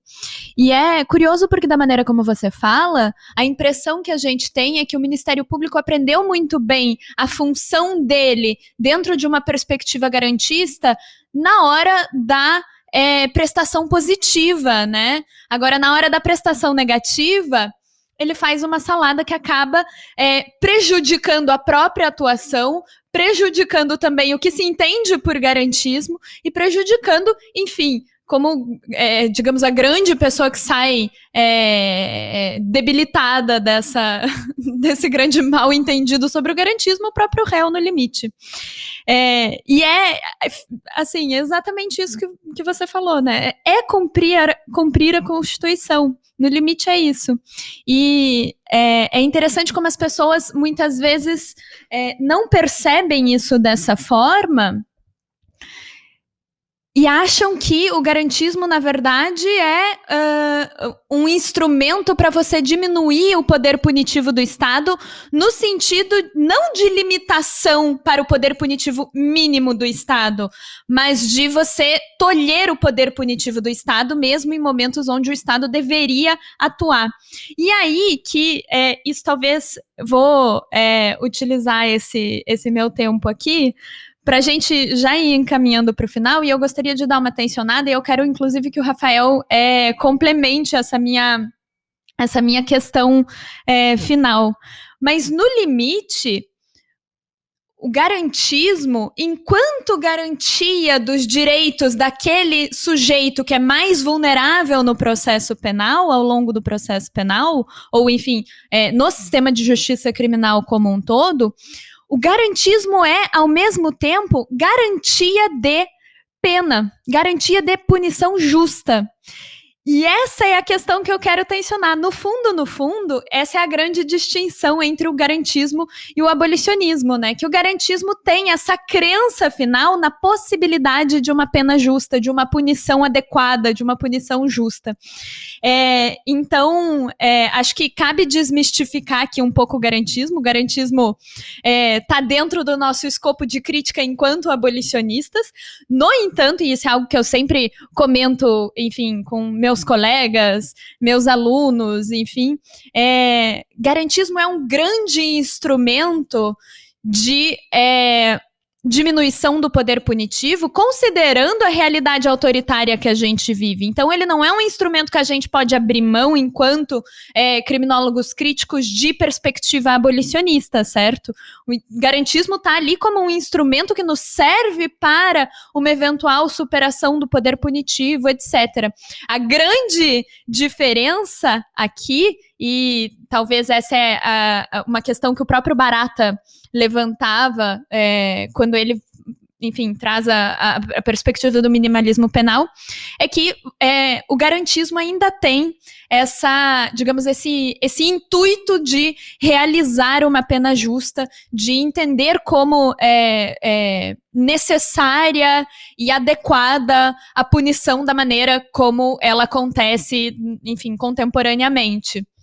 Enquanto que pra gente, enquanto abolicionistas, a gente tem uma perspectiva diferente, né? A gente usa os instrumentos do garantismo, mas sempre fazendo a crítica do fim do garantismo, que é esse fim de chegar a uma pena justa, chegar a uma... enfim, é uma punição adequada no momento onde essa punição deve caber, claro, né? Não significa dar uma pena adequada onde não cabe pena, e é justamente esse o fundamento do garantismo. Mas é interessante isso, como no fundo, o garantismo, ele acaba sendo, ainda que de forma um pouco tortuosa, assim, mas ele acaba sendo uma garantia de punição. Né, no limite, tensionando bastante, porque ele acredita ainda na necessidade, na adequação da punição como resposta a condutas, enfim, tidas como delitivas, né, condutas criminalizadas. E essa é a grande diferença, talvez, que a gente deve pontuar aqui entre o garantismo e o abolicionismo. Eu acho engraçado quando eu sou uma abolicionista preparada, como a Júnia falando, que parece que o garantismo é um meio caminho para o abolicionismo, né? É a droga de entrada.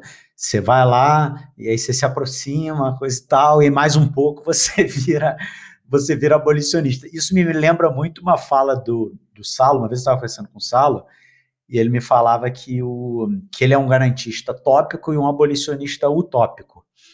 E isso me lembra também muito o nosso Thiago Celli, né, que vez ou outra está aqui com a gente no podcast, quando ele fala que o abolicionismo é um movimento, né? É um movimento, né? O abolicionismo é um anseio, o abolicionismo é um conjunto de reflexões um pouco desorganizadas ali, que tem uma inspiração Exato, o abolicionismo é um horizonte pra gente, na verdade. Essa fala do Salo é muito interessante por causa disso. Quando a gente faz de uma perspectiva abolicionista uma crítica ao garantismo, a gente de forma alguma está fazendo uma crítica de,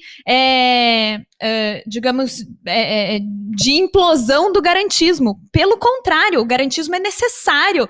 O garantismo é, assim, a nossa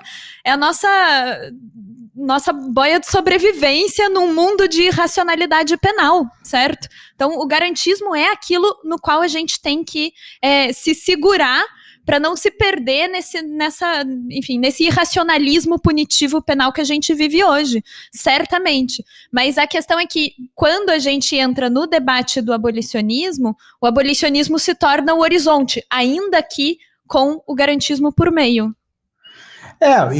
E a impressão que eu tenho, sobretudo depois de ter ouvido tão atentamente a Ana falar, é que é uma comparação mesmo um tanto quanto descabida, né? Porque o garantismo ele tem um marco teórico muito sólido, né? Um marco teórico muito colocado, né? Como a Ana fala, o Ferraioli era um escolástico, é um sujeito que criou axiomas, né? Que desenvolveu um raciocínio todo a partir de uma base teórica muito sólida, muito forte, muito bem colocada e muito transparente, né, acima de tudo. E o abolicionismo é esse anseio, é esse sentimento, né, essa utopia, né, de maneira que eu acho que, de fato, são comparações que me intrigam. Agora, eu queria ouvir, enfim, encerrando mesmo o programa, eu queria ouvir um pouquinho a Ana comentar sobre isso, e também comentar sobre uma outra coisa. O Ferraioli é um autor que também me encanta muito, né? Eu não tenho nem de perto, nem de longe, o conhecimento que a Ana tem sobre o Ferraioli, mas li Direito e Razão, e o Ferraioli eu tenho a impressão que ele é aquele autor, tipo, como é Roxin, como é Zaffaroni, que eles são gênios ainda vivos, né? E são gênios vivos que produzem muito há muito tempo. Então, vira e mexe, eles aparecem para dizer que alguma interpretação deles está errada. Olha, isso aí que você está falando, eu não quis dizer não, porque são pessoas que permanecem, né, atuais muito tempo, enfim. O próprio o Juarez Cirino também, vez ou outra isso acontece com ele, e são pessoas que me encantam um pouco por conta dessa produção acadêmica, né, tão intensa, essa produção intelectual, e tão, no caso do Ferraioli, né, é tão intensa e tão aderente à realidade, né? Essa coisa que a Ana falou, me chamou muito a atenção, né? O garantismo é uma teoria perfeita para países de constituição rígida, né? E de civil law, né? Enfim, como que essa adesão tem a ver com isso, né? Como que o garantismo ele cai bem para a nossa realidade. Bom, mas enfim, lancei um monte de reflexão aqui, porque de fato o papo está muito instigante, mas o que eu queria mesmo era que a Ana desse uma encerrada aí a partir dessas nossas considerações finais. Poxa, vocês me deixaram para o fim essa discussão tão incrível, mas eu vou tentar ser breve para não cansar aqui. É pra gente te trazer de volta para o podcast, Ana, porque tá muito boa. A tua contribuição aqui tá sendo muito, muito instigante pra gente. Enorme. Vocês são dois queridos, dois fofos. Bom, como garantista, eu confesso a vocês que eu tenho uma certa resistência de imaginar o garantismo como um caminho para o abolicionismo, porque eles partem de premissas completamente distintas. Inclusive, há um livro do Ferraioli chamado Il Paradigma Garantista. Ele está traduzido para o espanhol. é o paradigma garantista, mas não está para o português. Eu também posso disponibilizar. Que numa nota de rodapé, esse texto é ótimo, esse livro ele é uma compilação de textos do Ferraioli em matéria penal e processual penal, e que foi feita essa compilação pelo professor Dário Hipólito, que foi quem sucedeu o Ferraioli na cátedra, lá na Universidade de Roma, e pelo professor Simone Spina. Então eles pegaram tudo que tinha de penal e processo penal e colocaram nesse livro fantástico. E nesse livro tem uma nota de rodapé, onde Ferraioli diz que ele foi mal lido por Barata. Ele diz, discordo de Alessandro Barata quando tal. É exatamente nesse sentido. E por que isso? Porque a premissa do garantismo é a lei de Hume. E o abolicionismo manda a lei de Hume às favas. A criminologia crítica manda as favas, que é exatamente não derivar de uma premissa empírica, uma consequência normativa ou filosófica e vice-versa. Então, Ferraioli vai dizer, não é porque a pena não ressocializa que ela não deva ressocializar. Não é porque a pena não previne que ela não deva prevenir. Ele vai separar o ser do dever ser, que é algo que para o abolicionismo não existe. Pelo contrário. O abolicionismo não separa, a criminologia crítica, pelo contrário. Então, se alguma ingenuidade o garantismo traz, eu diria que é em relação ao fato de ser uma teoria positivista. Eu acho que aí está o nó, né? Essa separação do ser e do dever ser. Mas eu não consigo imaginar ele como um caminho. Vejam, nesse Precisamos Falar sobre Garantismo, na introduçãozinha, eu pergunto assim, como a gente colocaria Zaffaroni e Ferraioli para bater um papo? Considerando que Zaffaroni é um agnóstico e que Ferraioli é um justificador. Como é que a gente poderia colocar os dois para bater um papo? Na redução de danos, né? Na redução de sofrimentos, porque muito embora o Zaffaroni seja um abolicionista, um agnóstico pelo menos, ele tem um tratado de direito penal, ele faz dogmática penal. E na dogmática penal dele, por exemplo, assim como o meu querido Cirino, como o meu querido Tavares, na dogmática penal, eles propõem caminhos de redução de danos. Então, uma coisa é você ler um Cirino, um Tavares, um Juarez, para dar uma aula de teoria do delito, e ler um outro autor conservador. Então, você faz uma dogmática de redução de danos. Então, aí eles se encontram. Porque, como eu digo, gente, eu como promotor, eu preciso resolver problemas de pessoas de carne e osso, né? Assim, eu não sou abolicionista, eu tenho minhas questões com o abolicionismo, que vai ficar para o nosso próximo encontro, que são de ordem filosófica e tal, enfim. Mas imagina que eu fosse, e eu estou ali com o inquérito policial, e eu vou dizer o que para o juiz? Eu vou dizer, querido juiz, eu peço arquivamento, porque eu sou abolicionista, porque eu não acredito no poder punitivo. Aí que ele vai me mandar para o CNMP, né? Ele vai dizer, tá louca, pirou de vez, vai para lá. Não, eu tenho que dar um raciocínio jurídico, normativo, como a Juni falou, eu preciso de uma racionalidade que me conduza àquele pedido de arquivamento. Então, eu vou ter que falar de um princípio da insignificância, da ofensividade, da materialidade da ação, de alguma coisa assim. Então, eu acho que é possível a gente colocar a criminologia crítica para conversar com o garantismo, acho que é possível sim. Eu acho que a criminologia crítica, ela dá para o garantismo um espectro de análise que talvez ele não tenha. Né? Ela consegue desvelar algumas coisas que talvez o garantismo não consiga.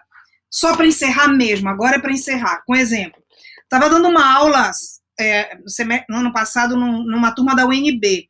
Daí um aluno muito interessante me fez a seguinte pergunta, mas professora, como é que o garantismo vai resolver o problema do racismo no sistema de justiça criminal?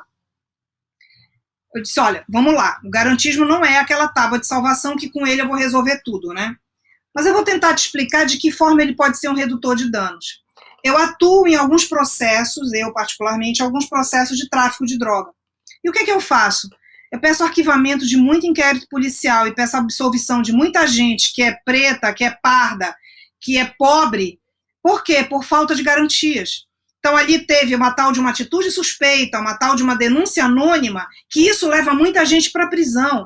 Hoje, o grosso do sistema carcerário é de gente presa por tráfico e por roubo.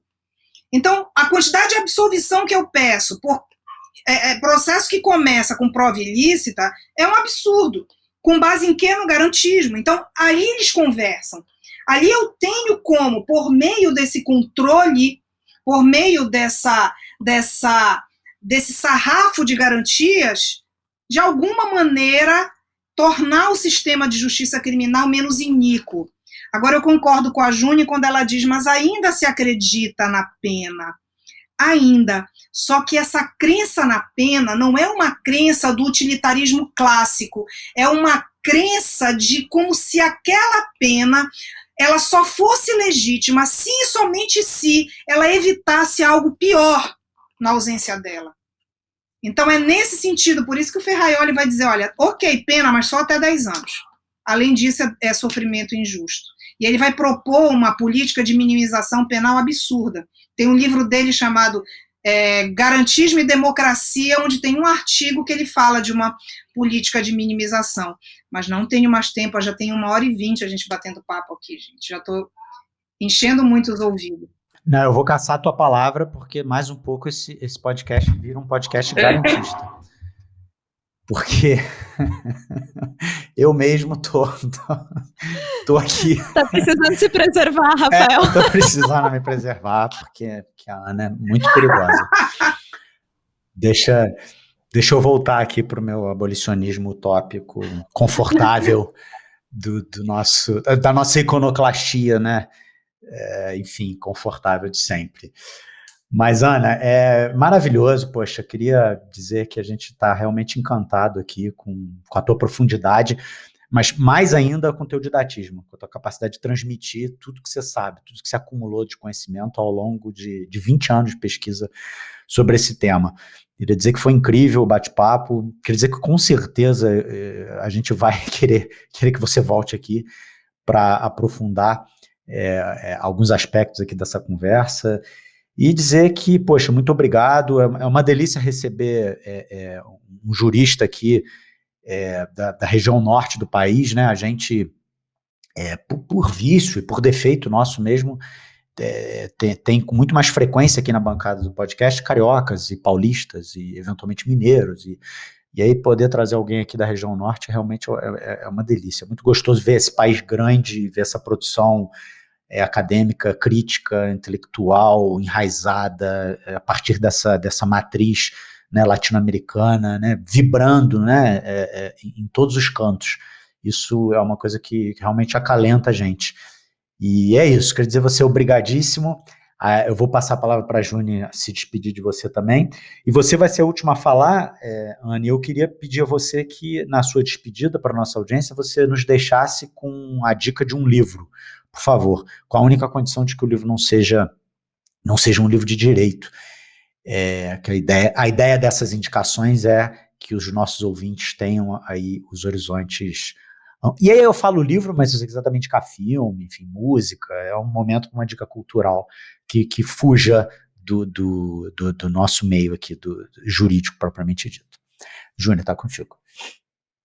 Ana, eu tô absolutamente encantada com o debate que a gente fez hoje. Acho que é muito importante que as pessoas entendam não só o que é garantismo no sentido teórico, mas no sentido prático também, o que significa você ter uma prática garantista. Acho que você, assim, concordo muito com o Rafael, você é de um didatismo brilhante, mas você não deixou de demonstrar absoluto rigor e, assim, uma bagagem teórica incrível, notável. Foi um episódio excelente, tenho certeza que a audiência vai ficar tão encantada quanto eu fiquei.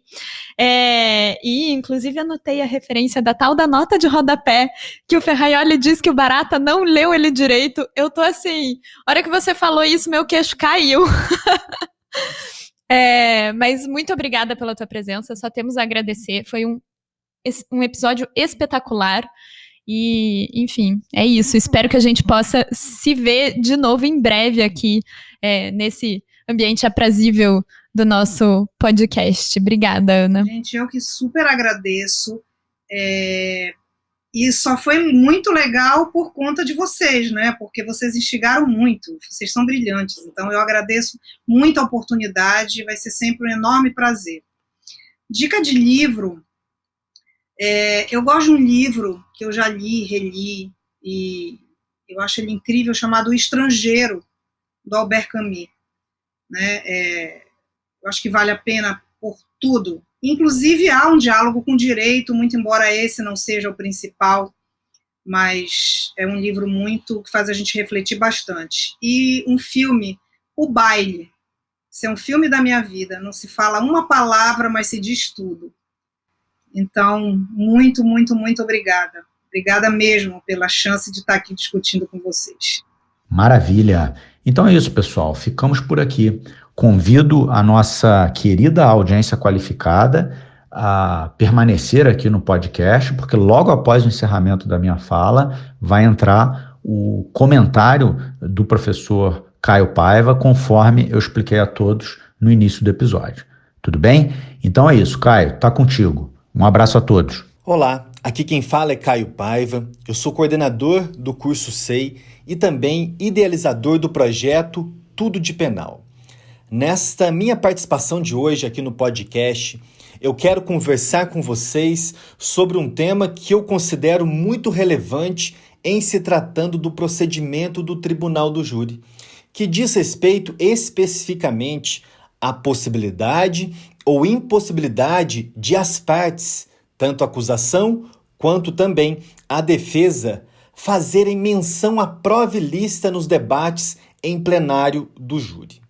Muito bem, no ano de 2008, como imagino todos vocês se recordam, a Lei 11.689 alterou o Código de Processo Penal e trouxe significativas novidades para o procedimento do Tribunal do Júri, sendo uma dessas novidades a nova redação do artigo 478, que, buscando garantir um julgamento mais isento pelos jurados, veda às partes, acusação e defesa, a utilização de algumas linhas argumentativas.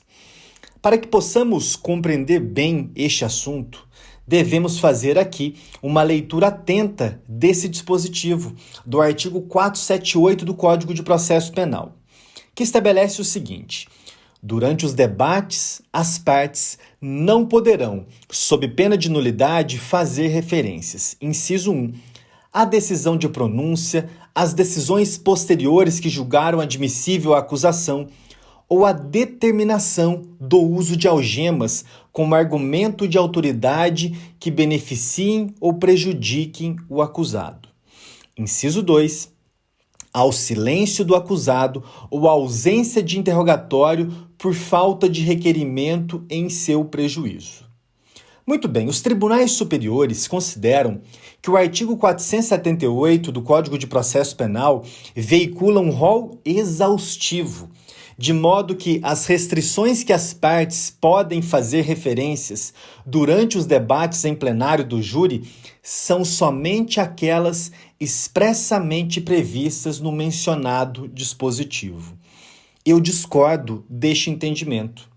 Compreendo que, considerada a importância da garantia do julgamento justo, se outras linhas argumentativas não previstas neste dispositivo em exame influenciam de maneira ardilosa ou maliciosa o convencimento dos jurados, trazendo para o processo decisório elementos incompatíveis com o julgamento por leigos, o juiz-presidente do Tribunal do Júri deve dissolver o conselho de sentença e declarar a nulidade da sessão de julgamento. Aqui nós poderíamos pensar em variadas hipóteses não previstas nos dois incisos do artigo 478 do Código de Processo Penal que podem impactar de forma indevida no convencimento dos jurados. Vamos pensar aqui rapidamente, por exemplo, na menção pelo Ministério Público como argumento de autoridade da decisão que decretou a prisão preventiva. Vamos imaginar ainda, em outra hipótese, lamentavelmente admitida pelos tribunais superiores, em que o Ministério Público se vale da certidão de antecedentes criminais do acusado também para provocar nos jurados um juízo de censura de periculosidade do réu. Para deixar esse meu comentário mais rico em informações, eu trago para vocês a lição do professor Gustavo Badaró, que escreve o seguinte no seu Manual de Processo Penal. As hipóteses do artigo 478 não são números clausos. Não será apenas, única e exclusivamente, nestes casos que os jurados serão influenciados. Qualquer outra linha argumentativa com finalidade persuasiva, mas que possa induzir o jurado a erro, implicará nulidade de julgamento. A diferença é que, nas hipóteses dos incisos 1 e 2 do artigo 478, demonstrada a situação de base, o acusado foi pronunciado, ou o acusado está algemado, ou ainda o acusado permaneceu em silêncio, o que indica que seja culpado, haverá nulidade, posto que o legislador previamente considera que, neste caso, haverá evidente prejuízo. No entanto, em qualquer outra hipótese, desde que se demonstre concretamente que linhas argumentativas seguidas pelas partes efetivamente influenciaram, de forma indevida e falaciosa, o convencimento dos jurados, a nulidade também será de se reconhecer. Pois bem, o objeto deste meu rápido comentário crítico de hoje é uma decisão proferida pela segunda turma do STF em 29 de novembro de 2016, por unanimidade, no RHC 137-368, relator, o ministro Gilmar Mendes. Vejamos primeiro a parte importante da ementa do acórdão. Abro aspas. A denúncia, a pronúncia, o acórdão e as demais peças judiciais não são provas do crime, pelo que, em princípio, estão fora da regra de exclusão das provas obtidas por meios ilícitos.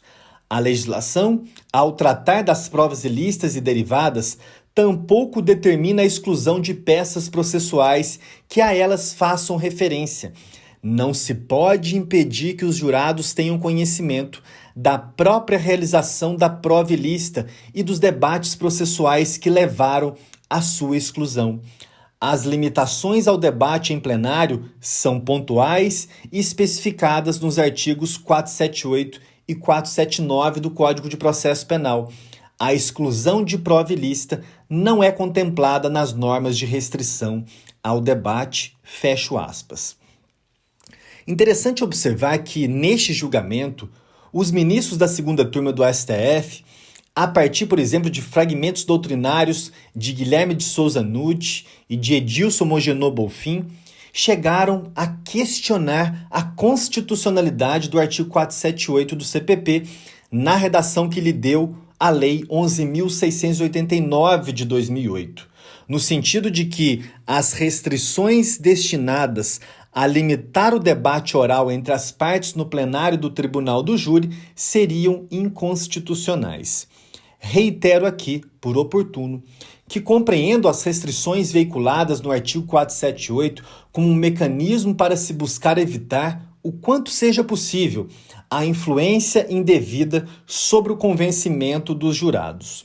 Quanto ao mérito da decisão da segunda turma do STF, eu penso que erraram os ministros, sob a relatoria do ministro Gilmar Mendes, em se contentarem com a conduta de simplesmente riscar da denúncia, da pronúncia e do acórdão confirmatório as referências à prova ilícita, mas admitindo, vejam só, por outro lado, que o Ministério Público fizesse menção em plenário do júri da própria realização da prova ilícita e dos debates processuais que levaram à sua exclusão. Importante lembrar aqui algo que não foi objeto de discussão pelos ministros da segunda turma do Supremo. Diferentemente do juiz togado, os jurados não motivam ou fundamentam as suas decisões, de modo que, admitindo-se a menção à prova ilícita nos debates, mesmo que seja para tão só apontar para a ilicitude da sua realização e para os debates que conduziram à sua exclusão, não há a possibilidade de se verificar se os jurados levaram a prova ilícita em conta no processo decisório. Encerro essa minha participação de hoje concluindo, portanto, que a prova ilícita não pode, direta ou indiretamente, chegar ao conhecimento dos jurados, sob pena de contaminar o julgamento, que deve, consequentemente, ser declarado nulo. Nós podemos discutir perfeitamente a forma de se evitar essa contaminação, como envelopando as decisões que fazem menção à prova e lista, isso se simplesmente riscar palavras ou trechos não for o bastante, impedindo as partes de fazer menção à realização e à exclusão da prova e lista ou procurar outros meios para se garantir um julgamento justo. O que não podemos admitir, para encerrar, é que o tribunal do júri legitime decisões com base em provas ilícitas. Eu quero saber se você concorda com a decisão da segunda turma do STF ou se você concorda com este meu comentário crítico. Fique à vontade, portanto, para me marcar nas redes sociais, o meu perfil ou o perfil do Tudo de Penal, especialmente o meu perfil no Twitter, @CaioCesarFP.